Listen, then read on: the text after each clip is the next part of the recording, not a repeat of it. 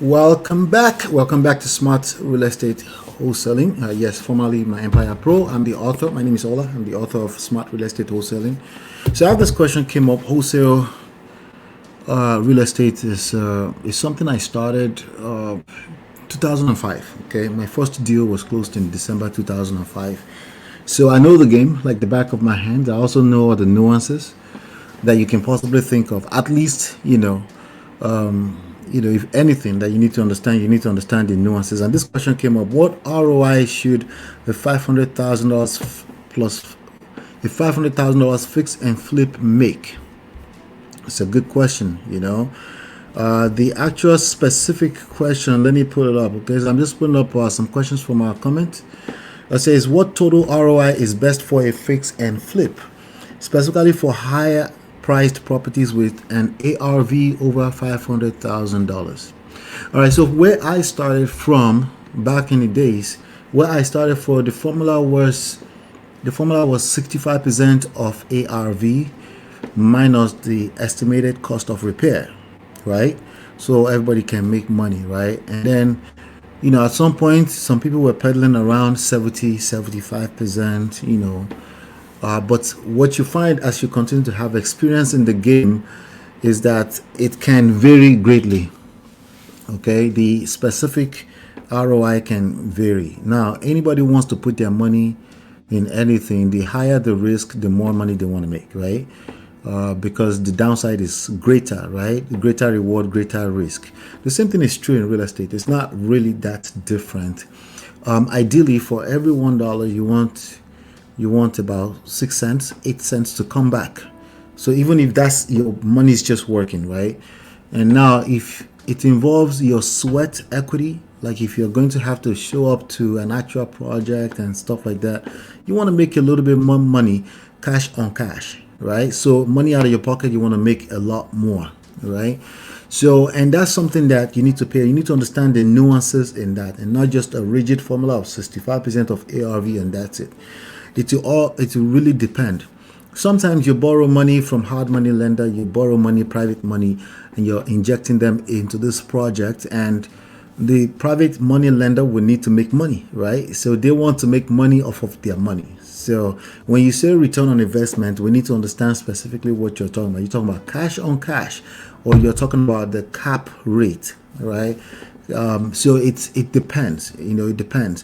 But if we were to go back to the formula that we're talking about here, right? This specifically for ARV, for maximum allowable offer, the formula is simply 35%. Okay, meaning you want to make, if you put $100,000 into a property, you want to make a profit of about $35,000, right? Now it's not that straightforward. See how I just said it sounds very confusing, right? But the goal is that if I bought a property for, if the ARV of a property is $500,000, right, you have more room to make money. Okay, you have more room to make money because it takes the same amount of energy to hire contractors to put the deal together.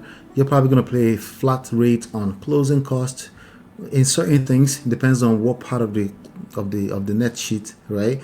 So it depends. It really depends. But what you need to understand is that the higher you go up in terms of ARV, so for example, this question was about higher end property, like luxury end property, then you make a lot more money, but when you do it on a percentage basis, it's less percentage. If you're trying to flip a property for a property that's worth about $20,000, there's not a lot of room in that, right? So then the numbers change a little bit. So we can't use absolutes of percentage, if you know what I mean.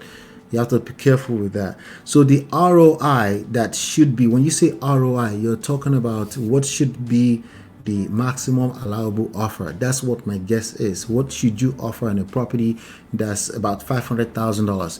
I would first of all think that the common fundamental, what would be the 65% of that, right? 65% of just for example's sake, so you can have an understanding of what we're talking about. So $500,000 multiply that by 0.65, right? you want to make an offer of 325, right? So now we're saying you should be able to make 175. Not necessarily true. Remember, there's closing costs. Remember, there's other types of cost, and remember, there's also funding cost. The cost of the money. Money costs money, right? So there's all of that in there. But if your question is what should be your offer, I would say yes, you can start from 65%. But when you're dealing with a higher end property, let's say starting from like $450,000 and up, then you have room. You have a little bit more room, so you can go up to even 85%. But here's the one key thing I want you to take away from this video, right? Real estate is local. Okay, you need to work with the local real estate investors in the local area where you're picking up this property. They'll be the best to tell you the best numbers to offer, the maximum allowable offer.